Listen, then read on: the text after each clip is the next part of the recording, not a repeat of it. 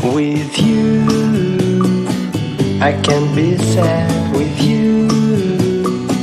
Just take my hand and fly up. 안녕하세요. 맘때입니다. 오늘은 고등학교 선택할 시즌이 다가오잖아요. 그래서 어머님들 이런 문의가 많이 있으세요. 우리 아이가 고등학교를 선택을 해야 되는데, 어떤 고등학교를 선택해야 될까라는 문의가 많이 있는 편입니다. 그래서 고등학교 선택 전에 이 점을 먼저 고려하면 망하지 않기 때문에 어떤 점을 고려할 필요가 있는 건지 그 점에 대해서 말씀드릴까 해서 방송으로 찾아뵙게 되었습니다. 이 점만 고려해도요, 우리 어머님들, 그다음 우리 아이 역시 고등학교를 선택했을 때 후회가 없고, 그다음 나중에 최종적으로 대학교를 준비하는 면에 있어서도 어렵지가 않으실 겁니다. 먼저 고등학교 선택을 앞두고 우리 아이들과 그다음 우리 부모님들 그 마음을 제가 잘 알아요. 마음이 걱정 반, 또 설레임 반, 이 두 개의 마음이 이렇게 충돌하고 있습니다. 그 이유가 이제 중학교를 마치고 고등학교로 올라가면 대학교를 앞둔 시점이거든요. 대학교를 앞둔 시점이기 때문에 그때 대학교라는 것은 우리 아이가 정말 초등학교 6년, 중학교 3년, 고등학교 3년 동안 열심히 노력한 결과가 이제 보이는 때고, 우리 부모님들도 정말 우리 아이가 열심히 한 그런 결과를 볼 수 있기 때문에 많이 좀 그런 설렘 반도 있고 걱정 반이 있습니다. 자, 그러다 보니까 이제 우리 아이들 같은 경우는 고등학교를 선택을 할 때 이제 진로를 꿈꿔요. 나는 무슨 대학교를 가고 싶어. 평소에 가고 싶은 대학교 있잖아요. 아이들은 나는 무슨 대학교, 또 무슨 학과를 가고 싶어. 또 우리 부모님들도, 우리 아이가 무슨 의학결이라든지 의대라든지 이런 그 희망을 하시죠. 그 다음에 무슨 대학교를 간다라든지 이렇게 희망을 하시면서 어떤 학과나 어떤 대학교를 가기를 거기 고등학교를 선택하기 전에 이제 많이 고심을 하십니다. 자, 근데 먼저 우리가 7가지를 먼저 고려하실 필요가 있어요. 자, 먼저 우리가 고등학교를 선택하기 전에 있어서요. 먼저 현실을 직시하고요. 우리 아이의 실력과 그 다음에 공부 스타일은 냉정하게 평가하실 필요가 있습니다. 오늘 제가 말씀드린 7가지를 그래도 7가지를 갖췄던 아이들 같은 경우는 특목고나 자사고를 가든 내신 따기 어려운 일반고를 가든 아니면 내신 따기 쉬운 일반고를 가든 무슨 고등학교를 간에 대학교가 성공적으로 마무리가 졌기 때문에 오늘 이 7가지가 우리 아이에게도 과연 이렇게 적용되는 건지 그 점을 한번 현실적으로 한번 현실적으로 한번 보시기 바라겠습니다. 첫 번째로 아이가 중학교 때부터 자기 주도적 학습 능력을 보이고 있는지 이 점을 한번 평가해 보시기 바라겠습니다. 자기 주도적 학습이라는 것은 아이가 스스로 공부하는 것도 자기 주도적 학습입니다. 물론 중학교 때 자기 스스로 공부한다는 어렵겠죠. 하지만은 고등학교 때는 자기 스스로 공부하는 아이들은 반드시 그 역량이 드러날 수밖에 없어요. 그런데 제가 말씀드리고 싶은 것은 과연 올바른 자기주도적 학습 능력을 보이고 있는 거지 그 점이 중요하다라는 말이에요. 그냥 학교에 앉아가지고 책 보고 공부하고 숙제하고 그것은 자기주도 학습 능력이라고 볼 수가 없습니다. 진정한 자기주도적 학습 능력이라는 것은 본인의 단점이 무엇이고 단점을 극복하기 위해서 나름 무슨 노력을 기울였는지 이것을 했던 아이들인지 아닌지 한번 그 점을 고려하실 필요가 있어요. 일처럼 자신의 단점을 보완한다는 것 자체는 아이들이 자신의 약점을 알고 있다라는 점이에요. 자신의 약점을 알고 있다는 아이들 같은 경우는요, 대학교로 올라가서도 충분히 자신의 약점을 보완하면서 거기에서 계속해서 성장하는 게 보이기 때문에 자기주도적 학습 능력을 제대로 갖추고 있는지 그 점을 고려하시고요. 자, 두 번째로는, 네, 맞습니다. 사교육에 너무 의존하고 있지 않는지 그 점 고려하실 필요가 있어요. 우리 아이가 혼자서 공부할 때와 그다음에 사교육에 의존했을 때 봤을 때, 혼자서 공부할 땐 내신이 많이 점수가 그다지 좋지가 않았는데, 사교육에 의존했더니, 점수가 많이 올라갔어. 그러면 이것 같은 경우는 고등학교 때 조금 힘들 수가 있습니다. 내신 따기 어려운 고등학교나 특자사고가. 이유가 무엇이냐면, 고등학교 때는 아시다시피 이제 야자까지도 하면 늦게 끝나죠. 물론 아이들 학원을 다닐 수가 있어요. 물론 학원을 다닐 수도 있고 주말에도 아이들 학원을 다닐 수가 있는 건데 한번 이 점을 생각하실 필요가 있습니다. 고등학교 때 아이들이 중학교 때는 공부를 잘했는데 고등학교 때 공부를 못하는 이유 중에 하나가 말 그대로 뭐냐면 수업 시간도 길지만 체력이 없어 지친 아이들 종종. 왜냐하면 잠이 부족합니다, 아이들이. 또 학교에서 해야 될 수행평가도 많아요. 그리고 너무 바빠요. 중학교와 고등학교 때 생활 패턴이 너무 갑자기 확 너무 올라가다 보니까 아이들이 체력적인 면에 지치다 보니까 집중력이 떨어지게 된다라는 말이에요. 이런 상황에서 아이들이 밤 늦게까지 사교육에 의존하고 또 주말에 어느 정도 좀 휴식이 필요한데 주말에까지 사교육에 계속 강행군을 가지게 된다면 아이들의 체력이 떨어질 수가 있다라는 말이에요. 그러다 보니까 아이들의 패턴을 갖추면서 아이들을 공부할 필요가 있고 자신의 스타일에 맞춰 공부할 필요가 있는데 그때는 이제 사교육이 아니라 내가 진정한 자기주도적 학습 능력을 가지고 있고 자 스스로도 사교육에 의존하지 않으면서 나 스스로 학습 역량을 키울 수 있는 그러한 역량이 있는 건지 그 점을 고려하실 필요가 있어요. 네, 근데 분명히 이 말씀 들으시면 어머님도 이런 생각하실 거예요. 아니, 중학교 때부터 어떻게 혼자서 공부를 하는 학생이 있어. 당연히 중학교 때는 아이들 공부 안 하니까 사교육에 의존해서도 공부를 시켜야 되는 거 아니야. 라는 그렇게 말씀하신 분들이 계실 겁니다. 물론 맞긴 맞습니다. 하지만 다 사교육에 의존하면 너무 사교육에 의존하면 좋지 않다라는 점이에요. 물론 중학교 때 사교육 당연히 아이들의 학원도 다니고 과외도 받기도 하잖아. 근데 너무 사교육에 의존하지 않는다라는, 사교육에 의존하는지 그 점을 꼭 고려하실 필요가 있습니다. 일단 세 번째, 어, 우리 아이가 멘탈이 강한지 또 감정과 분위기에 많이 휩쓸리고 있지 않는지 이 점도 고려하실 필요가 있어요. 제가 갑자기 왜 멘탈이 강한지 그다음에 갑자기 분위기에 휩쓸리는지 왜 이걸 말할까라고 궁금해하시는 분들 계실 수가 있는데요. 한번 이 점을 보실 필요가 있는데 이제 고등학교 올라가면 아이들이 고등학교 1학년 첫 중간고사 때 멘탈이 깨지기 시작합니다. 그 멘탈이 깨지는 이유가 무엇이냐면 본인들이 중학교 때는 정말 공부를 열심히 잘했거든요. 내신도 정말 평균도 정말 좋은 아이들이에요. 그리고 아이들이 뭐 하죠? 고등학교 올라가기 전에 중학교 3학년 2학기 때부터 선행학습을 하고, 그 다음 3학년 겨울방학 때, 아, 나는 무슨 고등학교를 할까는 그 고등학교 내신 교과, 어떤 교과 배우는지 거기서 굉장히 선행학습을 하기 시작합니다. 그러면서 첫 중간고사 딱 치르죠. 그런데 첫 중간고사가 본인의 기대에 미치지 못합니다. 그러면서 아이들이 멘탈이 깨지기 시작해요. 아이들이, 나 시험 잘 본 것 같아. 이제 물론 그렇게 생각하는 멘탈이 깨지는데 첫 시험 보자마자 시험이 너무 어렵다고 생각하는 아이들이 있어요. 그러면서 멘탈이 깨지기 시작합니다. 예를 들어서 영어를 중학교 때 굉장히 잘했는데 영어가 뚝 떨어진다라든지 수학을 굉장히 잘했는데 수학이 떨어진다라든지 이런 아이들이 있어요. 그래서 멘탈이 거기서 약한 아이들 같은 경우는요. 우르르 무너져버리는 경우가 있습니다. 이 또 더구나 그 이유가 무엇이냐면 아이들 같은 경우는 중학교 때 수행평가를 많이 하지는 않았잖아요. 그렇죠? 근데 고등학교 때는 수행평가가 굉장히 많이 중요합니다. 왜요? 생활기록부에서 학종에서 굉장히 유리한 게 바로 수행평가잖아요. 그렇죠? 수행평가를 얼마나 잘하는지에 따라서 그 수행평가 내신에 반영되니까 따라서 생활기록부 내용까지 바뀌고 생기부 내용이 바뀌었다는 것은 학종에도 유리한 대학교를 갈 수 있다는 점이거든요. 그런데 아이들의 첫 중간고사에 멘탈이 탁 깨져버리잖아요. 그리고 어떤 아이들은요.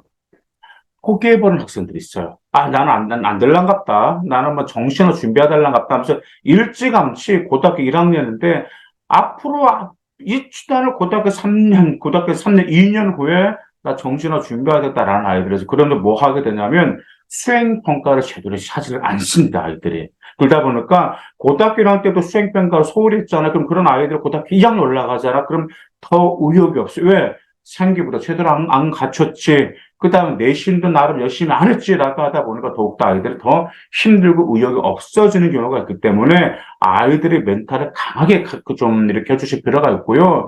미리 좀 이렇게 저는 아이들한테 대놓고 이야기를 합니다. 중학교에서 고등학교 올라갈 때. 근데 분명 고등학교 1학년 첫 중간고사에 네 결과들은 안 나와. 근데 멘탈 깨져. 그러면서 모든 고등학교 다 멘탈 깨져. 중요한 것은 그 멘탈이 흔들리지 않고 계속 끝까지 향해서 나가는 아이들이 결국은 대학교에서 승리한다라는 말 꼭 하는데 그게 정말 맞긴 맞아요.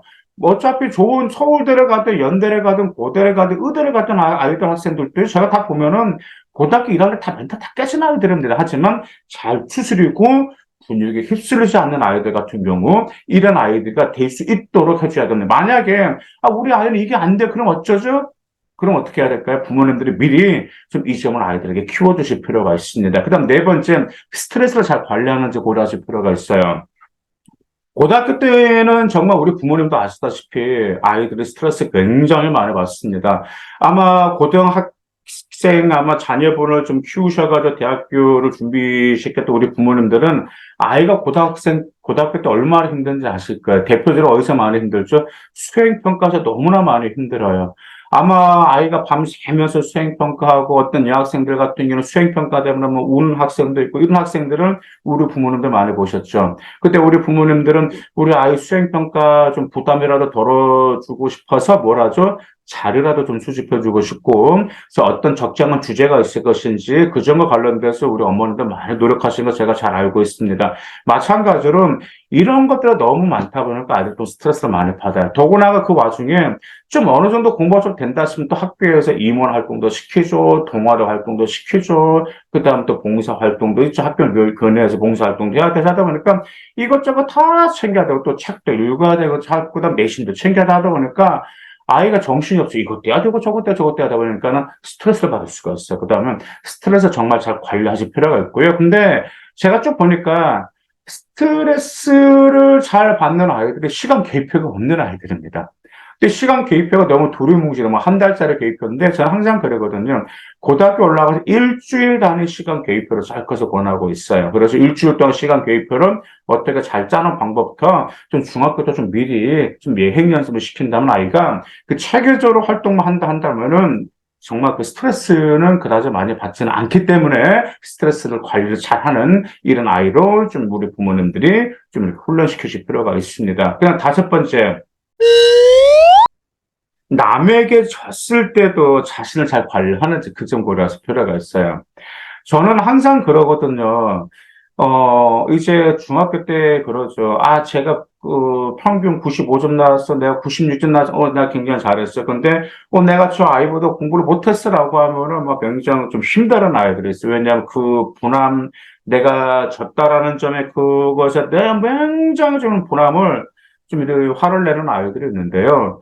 저는 절대로 아이들에게 남하고는 절대 경쟁하지 말라고 합니다. 왜냐하면 남하고 경쟁하는 아이들이요. 스트레스도 많이 받고, 또 체력 소모도 굉장히 많고, 굉장히 많이 힘들어요. 대학교 입기를 준비하면서. 그러다 보니까, 남하고 절대 경쟁하지 말고, 자기 자신과 경쟁할 것을 저는 매일매일 아이들에게 이야기하고 있어요. 물론, 남하고 상대평가니까, 남하고 경쟁해야 되는 게 아니냐라고 하는데, 한번 생각 한번 해보세요. 물론 학종에서 그다음에 교과에서 당연히 상대평가도 중요하단 말이에요. 그런데 남하고 준비하는 것보다는 본인과 나는 그걸 하는 게 더 오히려 좋다. 왜냐하면 저는 본인이 무엇과 경쟁하라고 하냐면 본인이 예를 들어서 이런 거죠. 자기가 저번 중간고사 때 어떤 점수가 나왔으면 그 등급을 더 올리겠다라고 생각하지 말고 원점수를 올린다라는 그 경쟁심이라고 합니다. 왜냐하면 내가 작년에 저번 중간고사 때 내가 등급 3등급 받았어요. 그럼 내가 이번 2등급을 올릴까? 그러면 뭐 해야 되죠? 남과 경쟁을 해야 되는 거잖아. 그렇게 되면은 아이가 또 압박감도 받고 스트레스도 많이 받아요. 그 다음 또 그 아이를 따라잡지 못했다 그러면은, 와, 나 진짜 대학교 끝났나? 뭐 정시 좀 이렇게 나올 수도 있다 보니까 원점수를 향상시켜 목표를 하라는 거야. 예를 들어서 저번 중간고사 때, 자, 수학에 영어나 영어 원점수 80점을 나왔다라고 하면, 내가 이번 시험 때는 80 이상으로 90점까지 끌어올리겠죠. 원점수를 올리라고 합니다. 원점수를 올린다라는 것은 남과의 경쟁이 아니고 누구와의 경쟁이죠? 자기 자신과의 경쟁을. 더구나 학종이라는 것은 등급만 판단하지는 않습니다. 절대 등급만 보진 않아요. 뭣도 보죠? 원점수도 보고요. 표준 편차도 보고 평균 모든 걸 다 고려해요. 그래서 어떤 이런 학생들이 있어. 매년 그런 학생 등급은 변함이 없어. 등급 변함이 없는데 원점수가 올라가는 아이들이 있어요. 이런 아이들 같은 경우는 입결이 좋았기 때문에 남과 비교해서 스트레스 받지 말고 본인의 원점수를 끌어올린다라고 하면 자기 자신과의 싸움이죠. 그럼 스트레스 그만큼 덜 받기 때문에 이 점도 우리 아이가 좀 숙지하실 필요가 있습니다. 그 다음 여섯 번째, 근데 이건 매우 중요한 일을 미루지 않고 제때제때 계획적으로 하고 있는지입니다. 고등학교 때는 시간 관리가 굉장히 시간 싸움이에요. 왜냐하면 중학교 때는 시험 때는 뭐 우리가 시험 보더라도 널널했는데 수능부터 내신부터 시간 싸움 매우 중요한 것처럼 아이들이 일을 미루지 않고 제때제때 수행평가 주어진 일, 학교에서 주어진 임명 이 모든 것을 바로바로 하는지 이 점 굉장히 중요합니다. 제가 고등학생 아이들을 쭉 상담하다 보면은 이제 5등급 때, 4등급 때 그 아이들의 공통병이 고질병이 미루기를 잘해요. 학교에서 수행평가가 나와서 보통 수행평가가 중간고사 끝나고 나왔잖아. 그럼 중간고사가 고등학교 때까지 고작 2달밖에 안 돼요. 그럼 2달 안에 모든 수행평가가 막 쏟아져 나오는데 빨리빨리 해가지고 기말을 준비해 나가는 아이들이 미룹니다. 미루다 보니까 결국은 기말고사 준비해야 될 때 결국 뭐라 하냐면은 수행평가에 매달리게 된다라는 점이죠. 그러다 보니까 아이들이 미루지 않고 제때제때 바로바로 하고 있는 건지, 그 다음 7번째, 부모님의 잔소리를 많이 듣고 있지 않는지, 이 점도 고려하실 필요가 있어요. 예전에도 이제 그런 학생들을 봤습니다. 중학교 때 공부를 정말 잘했었어요. 잘했는데, 이제 부모님 잔소리가 심한 아이들이 있었습니다. 이제 부모님 잔소리가 심하다 보니까 말 그대로 보자 아이는 부모님 잔소리 때는 중학교 때 이제 공부를 하기 시작한다라는 말이죠. 근데 이제 고등학교 때 아이가 어느 정도 성장하고 키가 크고 이제 머리도 커졌단 말이야. 또 어떤 학생들 같은 경우는 기숙사에 들어간단 말이야. 근데 보니까 그 아이들은요, 어떤 기분이 드냐면, 해방이라는 느낌이 들어요. 왜? 잔소리를 할 사람이 없거든. 학교에서 부모님, 그러다 보니까 아이들이 공부를 소홀히 하는 걸 제가 너무 많이 봤습니다. 그러다 보니까 부모님의 잔소리를 듣지 않으면서도 스스로 공부하는 이 7가지들을 고려하실 필요가 있어요. 그러면 어머니도 그렇죠. 우리 아이는 이 7가지에 하나도 해당이 안 돼요. 라고 하신 분들 계실 수도 있습니다. 네, 그런 아이들 맞아요. 그럼 뭐가 필요한 거죠? 이 7가지의 역량을 고등학교 올라가기 전에 아이가 최소 4개 정도는 아이가 갖출 수 있도록 키워주실 목표를 가지실 필요가 있습니다. 보통 제가 항상 그래요. 그게 우리 어머님과 아이들 고등학교를 갈 때 단지 너가 고등학교 올라가서 몇 등급을 해서 무슨 대학교, 무슨 학과 이 목표만 정해주신 부모님들이 굉장히 많습니다. 근데 그것은 차후 문제죠. 그죠? 그건 차후 문제이기 때문에 금방 제가 말씀 이 7가지 중에 최소 우리 아이가 할 수 있는 이 7가지 중에 좀 역량을 키울 수 있는 것을 고등학교 올라가기 전에 목표로 하시길 바라겠습니다. 그리고 이제 고등학교 선택을 할 때 일단 좀 뭐 내신 따기 어려운 고등학교인지 내신 따기 쉬운 고등학교 이게 다 장단점이 있어요.